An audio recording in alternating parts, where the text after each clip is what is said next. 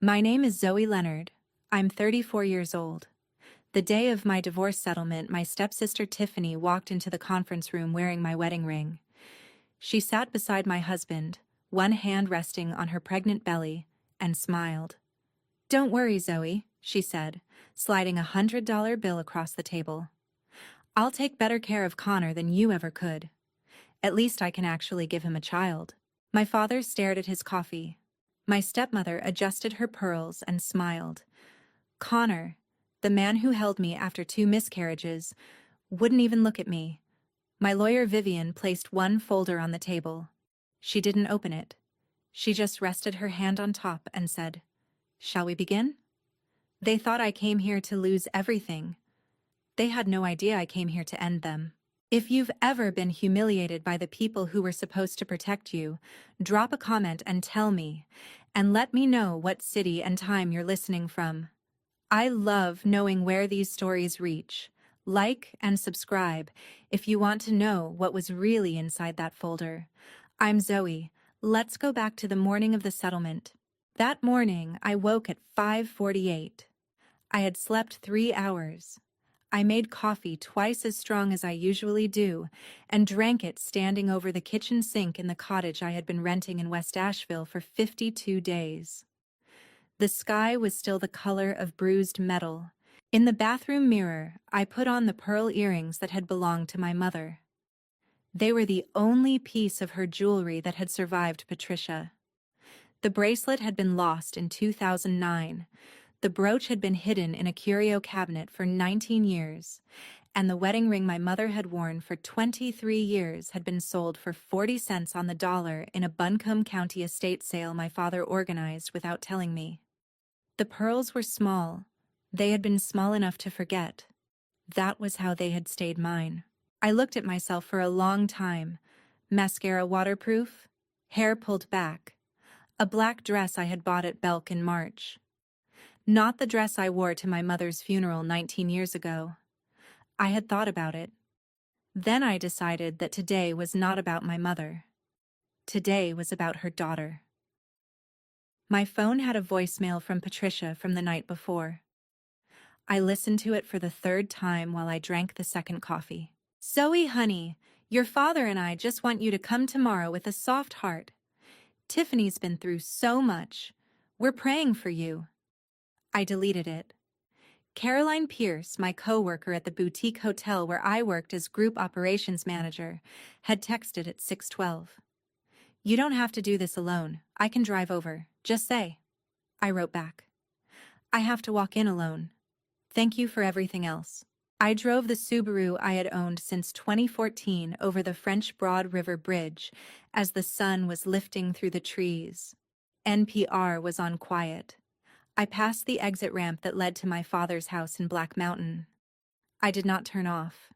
Inside my chest, I repeated the only instructions I had given myself. Don't apologize. Don't blink. Don't look at Doug first. Because I knew that the moment my eyes touched my father's face, something old inside me would try to fold. Vivian Ashcroft's office was on the 4th floor of a building on Patton Avenue. I parked across the street and walked through the lobby with my purse against my ribs the way you carry a weapon you do not want to admit you are carrying. I was 9 minutes early. Connor was already there. So was my father. Patricia was pouring coffee from a glass carafe she had brought from home, as if this were a Sunday brunch, and the conference room was her kitchen. Tiffany was still downstairs, doing what she called touching up. Vivian nodded at me from the corner. She did not smile. "Sweetheart, we saved you a seat next to me," Patricia said, in the voice she used when she wanted witnesses to remember her warmth. I sat next to Vivian, not next to her. Patricia's mouth tightened by about a millimeter. She fixed it. Then the door opened and Tiffany walked in. She was 20 weeks along by her own posted timeline. 5 months. Her belly was high and round under a cream cashmere sweater. The Edwardian sapphire on her left hand caught the conference room light like it had been polished that morning. She was holding Connor's wrist. Connor was looking at the carpet. The room went quiet in the particular way conference rooms go quiet. Like a church right before something irreversible. Vivian set her folder on the table. But I want to back up. Because the morning of the settlement was not where any of this started. I met Connor Halloran in the spring of 2019. I was 27. He was 29. The boutique hotel where I worked had agreed to host the launch event for his new craft brewery, Halloran Beer Works, in the River Arts District. Caroline Pierce, who had been my closest friend at the hotel since my second week, had been the one to push me onto the floor that night. "You've been hiding in your office for 8 months," she said. "Go drink a free beer." I talked to Connor for 51 minutes next to a fermentation tank. He had a slow smile and the kind of attention that did not jump around the room. His brewery logo was a dogwood, the North Carolina state flower. He wore it on the back of his denim jacket for the next 6 years. "You're the one who held the contract negotiation," he said. "My partner says you were terrifying." "Your partner's a coward." He laughed. He asked if I'd come back the following week for a soft opening. I came back. He asked for my number that night. I gave it to him. 2 weeks later, my stepsister Tiffany called me. She was 22 then. She lived 2 hours away in Charlotte, but she had heard about Connor from Patricia. Patricia had heard about him from me. "What does he do?" Tiffany asked. "Where does he live? Who's his family?" I told her, in the careless way you tell a younger sister about a man you are not yet sure about, that Connor was the only grandson of a North Carolina family with land and a small dogwood orchard outside Hendersonville. That his grandmother Lorraine was 81 years old and had been the matriarch of a textile family before textiles left the South. That Connor's sister Bridget worked in publishing in Raleigh. That the family had heirlooms. Tiffany was quiet on the line for a moment. Then she said, "That's nice, sis. He sounds like a keeper." I didn't think anything of it then. I think about it constantly now. Connor and I were married on June 13th, 2020, at the Inn at Biltmore in Asheville. 46 guests, because the pandemic had narrowed every wedding in America that year. My mother's chair was empty. I had asked the florist to place a single white magnolia on the seat. My mother had loved magnolias. His grandmother Lorraine pressed her cheek against mine and said, "You're the right one for him." I believed her. I still do. Bridget, his sister, hugged me at the reception and whispered something I did not understand for 6 years. "I'm glad it went to you," she said. "Grandma changed her mind once. I always wondered why." I laughed and let it pass. Connor's grandmother gave him the ring 3 days before the wedding. An Edwardian sapphire, 1.8 carat, in a platinum filigree setting. It had been worn by his great-grandmother in 1932 and his grandmother since 1968. He slid it onto my finger in front of the altar and I felt, I'm going to say this honestly, I felt the weight of 4 generations of women settle on my hand. Patricia took a close-up photograph of my left hand at the reception. I did not notice her doing it. The photograph would still exist in her phone 6 years later. We tried to have a baby starting in 2021. I lost the first pregnancy in December that year, at 10 weeks. Connor slept in the hospital chair beside me. He held my hand all night. He didn't say much. He didn't have to. I lost the second in April 2023. I was 13 weeks. Connor was at a brewery festival in Raleigh. He drove 3 hours to get to the hospital. By the time he arrived, I was already discharged. Tiffany, somehow, was already in the hospital lobby. She took a selfie of herself looking sorrowful and posted it to Instagram with the caption, "Praying with my sister today. Some women are warriors." 1,800 likes. I went through one cycle of IVF in February 2024. It failed. I was 32.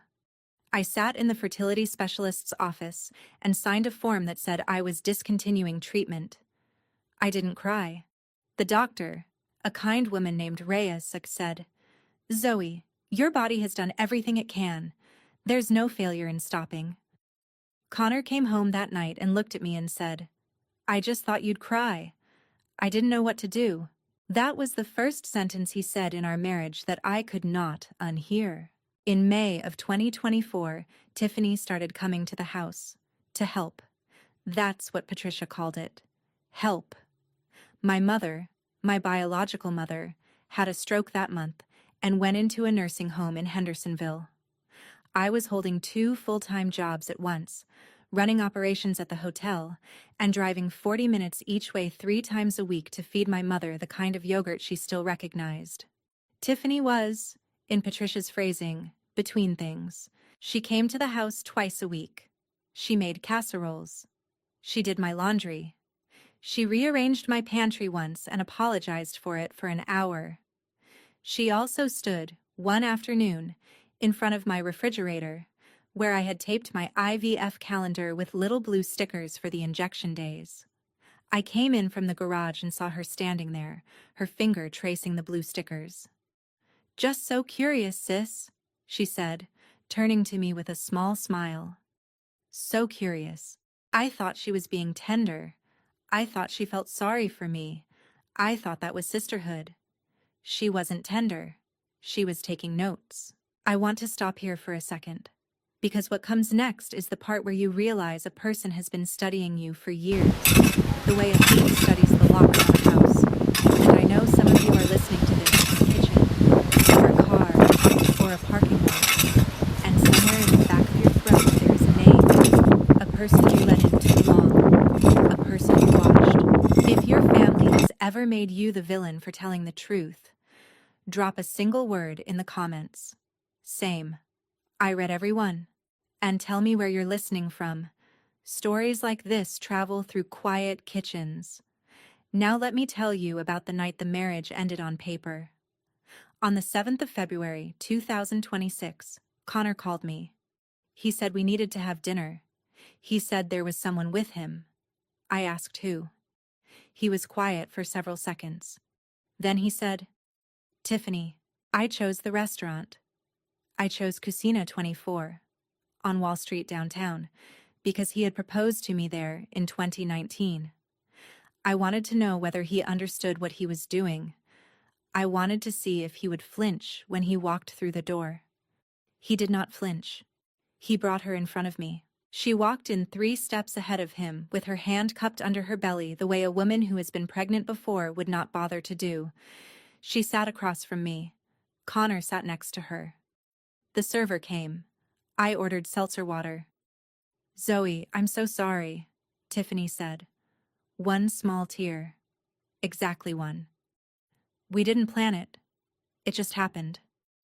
"How far along?" I asked. 12 weeks. I looked at Connor. "And you wanted Cucina 24 because?" He didn't answer. "I have to do right by my unborn child, Zoe," he said. "I don't want to hurt you, but I have to do this." I asked the server for my check. I paid for my seltzer with my own debit card. I stood up. I did not say anything else. I walked out into the parking lot, sat in my car for 14 minutes, and watched through the front window of the restaurant as Tiffany leaned across the table and wrapped her arms around Connor's neck. She was laughing. It was raining. Not hard. 6 days later, on Valentine's Day, Connor came to the house to pick up some of his things. He had been staying at his brother-in-law's. He asked, almost casually, if he could take the ring for cleaning. He said, "For after the divorce, in case we want to keep it in the family." I didn't argue. I took the Edwardian sapphire off my finger and placed it in his open palm. I said, "Take it. Bring it back when you understand what it means." He didn't understand. He didn't even hear me. 2 days later, Tiffany posted a story on Instagram. A photograph of her left hand, the Edwardian sapphire bright in the kitchen light of my house. The kitchen Connor and I had renovated together. The caption said, "He chose us." 8,300 likes. Bridget, Connor's sister, texted me at 11:42 that night. "That's not okay. That ring was for the woman he married. I'm calling Grandma." I wrote back, Don't. Let it play out. I had no plan yet. I just knew that whatever was happening to me had been arranged. I could feel the choreography. I could not yet name the choreographer. 2 weeks later, Patricia changed the name of our family WhatsApp group from Leonard's to Baby on the Way. She removed me 3 days after that. The new group avatar was Connor and Tiffany, his hand on her stomach, taken in my kitchen. Patricia called me 4 times in the next week. I let it ring. On the 17th of March, she sent a text. Honey, I don't want to lose you, but Tiffany is having a baby and we need to be a family. Please come home. The baby shower is March 28th. I'm holding a seat for you. I read it twice and laid the phone face down on the counter. Caroline came to the cottage that evening. She brought a lasagna and a question. Zoe, she said, are you actually sure she's pregnant? I saw her at Whole Foods in a sports bra last week. Her stomach didn't move when she laughed. I looked at Caroline for a long time. Then I went into the spare bedroom and opened my laptop. I want to tell you about the night I started keeping receipts. It was March 23rd, 1:14 in the morning. I was zooming in on the ultrasound Tiffany had posted to Instagram on the 24th of February. The image was a black and white profile shot, the kind that's been clipped from a clinic monitor and printed on glossy paper. She had photographed her copy of it next to a bouquet of pink peonies, the way wellness influencers do. In the lower right corner of the ultrasound, partially behind the petal of a peony, there was a watermark, a patient ID and a date stamp, a H-1903-0414. The date stamp read, March 14th, 2019. 7 years ago. I remembered then. In the spring of 2019, when Tiffany was 22 and just beginning her wellness influencer phase, she had done a sponsored content campaign for Ashboro Women's Clinic in Charlotte. A fertility scan, a yoga set, a smoothie. She had been paid $400 for 3 Instagram posts. One of the posts had included an ultrasound, a generic developmental scan they had performed on her as part of the package. I remembered because she had texted me the picture, joking, "Look, I'm growing a baby. Just kidding. It's a smoothie." She had reused the image. 7 years later. To announce a pregnancy. I sat on the floor of my spare bedroom and Googled, "Can you reuse old ultrasound for fake pregnancy?" There was a subreddit. There were threads. There were women who had been deceived by women who had done this. There were how-to lists, which I read with the kind of nausea I usually associate with food poisoning. At 4:22 in the morning, I screen captured the watermark and sent it to Caroline. She wrote back at 4:42. "You're not crazy. Call a lawyer." I called Vivian Ashcroft the next morning. Vivian had been a divorce litigator in Asheville for 22 years. Her office had one painting in it, a watercolor of a dogwood tree, which I thought was a coincidence the first time I saw it. It was not. She had bought it from a local artist whose ex-husband she had buried at settlement in 2014.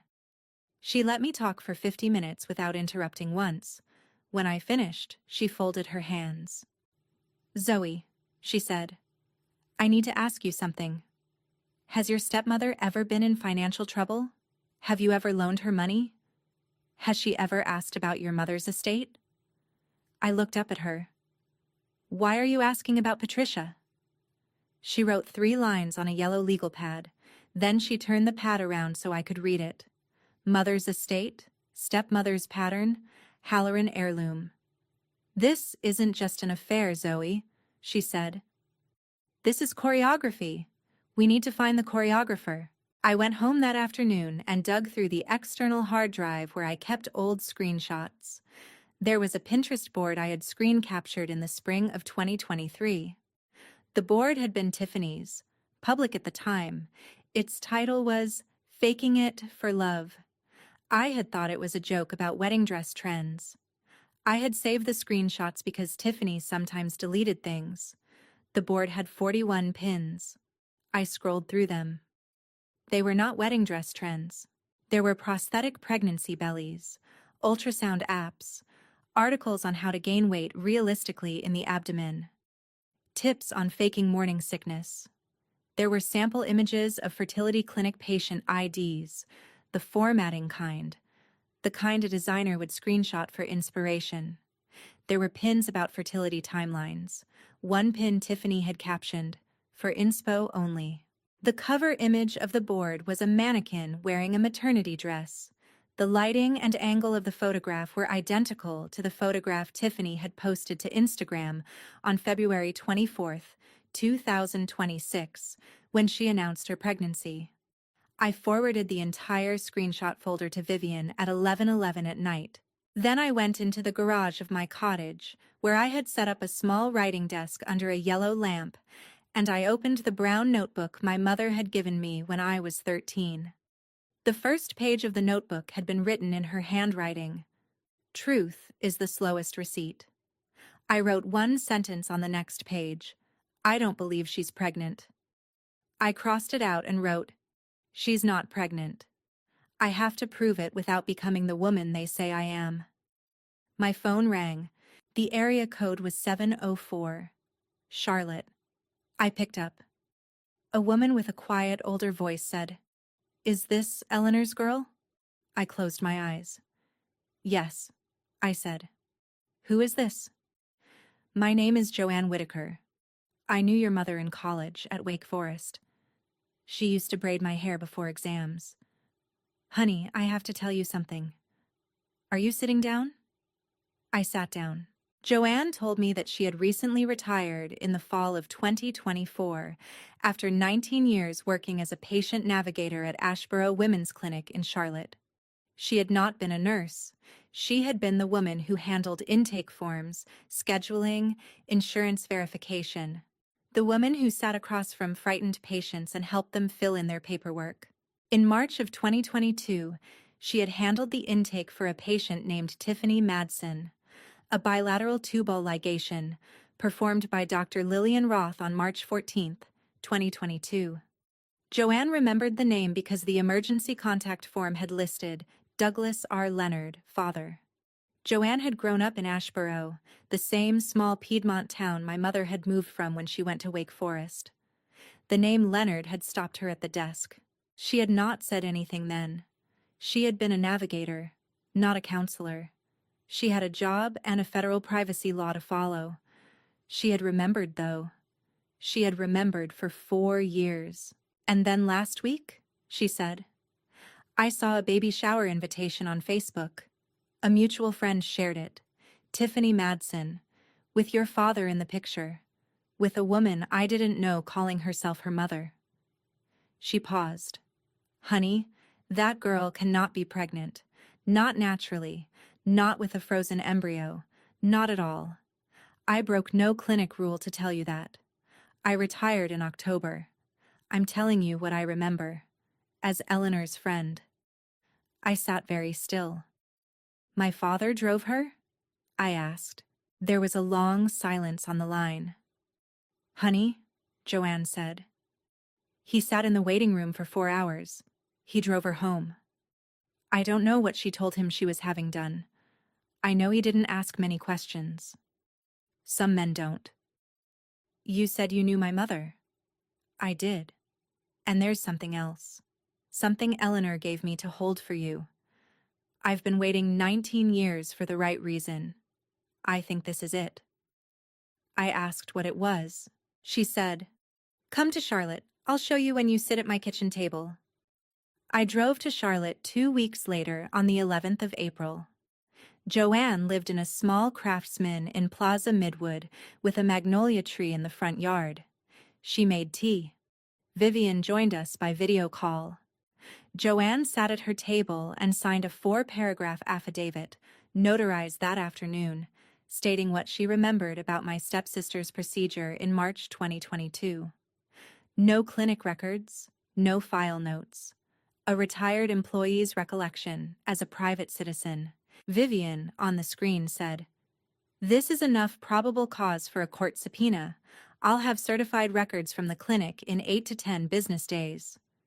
Then Joanne reached into a small wooden box that had been sitting on her sideboard, and she took out an envelope. The envelope was sealed in old wax. The handwriting on the front was my mother's. "She gave me this in November of 2006, Joanne said. "About 3 weeks before she died. She told me to keep it until you needed it most. I think this is the day." I held the envelope for a long time before I opened it. It was a holographic will, handwritten by Eleanor Leonard, signed and dated November 28, 2006. In the state of North Carolina, a holographic will is legal if it is entirely in the handwriting of the testator and signed, and if 3 witnesses can later confirm the handwriting. My mother had included, on the back, the names and addresses of 3 witnesses from her hospice. She had been thinking about all of this while she was dying. The will was simple. 3 pages. It distributed the personal items she had left behind. The pearl earrings to me. The pearl and sapphire brooch to me. A small cottage on Old Asheville Highway in Black Mountain. A cottage my father had told me he had sold in 2007, but had in fact placed in a separate trust under my mother's maiden name, where Patricia could not touch it. To me, on or before my 35th birthday. I would turn 35 in February of 2027. The cottage had been waiting 19 years. I read the will twice. Joanne put her hand on top of mine and said, "Your mother loved you so much, Zoe. She was making the slow receipts." Even then, when I walked out of Joanne's house, I sat in the driveway for 10 minutes before I could turn the key. Joanne called something through the screen door. "Honey," she said, "your stepmother came to our clinic 6 months before Tiffany. She asked questions about reversal procedures. We thought she was helping a friend." The line of choreography ran longer than I had imagined. 2 days later, on the 13th of April, Connor's grandmother Lorraine called me. She was 82 years old. Bridget had been working on her for 2 months. Lorraine's voice on the phone was the voice of a woman who had decided to remember something she had spent 13 years not remembering. "Zoe," she said. "In 2013, a woman joined the Asheville Garden Society. She said her name was Patricia. She brought me a magnolia sapling from Black Mountain. She came to my home 3 times that summer. She asked me, very gently, whom I planned to leave the Halloran ring to. She said, I remember the exact words. She said, 'Family is bigger than blood, isn't it, Lorraine? Wouldn't it be more open-hearted to let the ring follow love, not lineage?' I had always meant the ring for Bridget. I changed the plan. I told my son the ring should go to the woman Connor married." She paused. "Zoe, the ring is not the worst thing that woman stole from us. She stole my judgment. She made me doubt my own granddaughter. I am calling to ask your forgiveness, and to tell you Bridget knows everything." I listened. I did not cry. I asked her if she would be willing to sign a written statement. She said, "Of course. I would like to be remembered for what I correct, not what I missed." Vivian's office was now operating on a different scale. She had brought in Margot Pell, a former IRS auditor who did forensic accounting on family disputes. Margot had traced 18 months of Patricia's bank activity. From August 2025 through March 2026, Patricia had wired 8 separate amounts to Tiffany's checking account. The total was $14,000. The memo line said baby costs, doctor expenses, nursery prep. The first wire had gone out on the 3rd of August, 2025, 3 weeks before Tiffany and Connor began their affair, according to the hotel receipts Margot had located later. "This isn't an aunt helping a niece," Margot wrote in her email to Vivian. "This is a payroll. Patricia is paying Tiffany to be pregnant." I read that email twice, and the feeling I had was not anger. It was pity. Tiffany was not the architect. Tiffany was the employee. And the woman she worked for had been my stepmother for 18 years. Vivian also brought in a digital analyst named Helen Traeger, who pulled the Faking It for Love Pinterest board through the Wayback Machine. The board had been crawled by archive bots 17 times between 2019 and 2023. Helen could see the activity log. When pins had been added, in what bursts, with what frequency. The board had gone active in August 2019, 4 months before Tiffany asked me casual questions about Connor's family. Helen also found, in the public repin metadata that Pinterest had exposed at the time, a secondary account that had been repinning Tiffany's saves at a rate of about 3 pins per week. The username was PML62, Patricia M. Leonard, born 1962. It was not a smoking gun. It was a fingerprint. Helen wrote in her report, Patricia did not just bankroll this, she curated it. The last piece of physical evidence I want to tell you about, the one I have not been able to stop thinking about, came on the 5th of April. At a lunch Patricia called an intervention. She invited me to the family house in Black Mountain, the same house my father had moved Patricia into in 2008, when I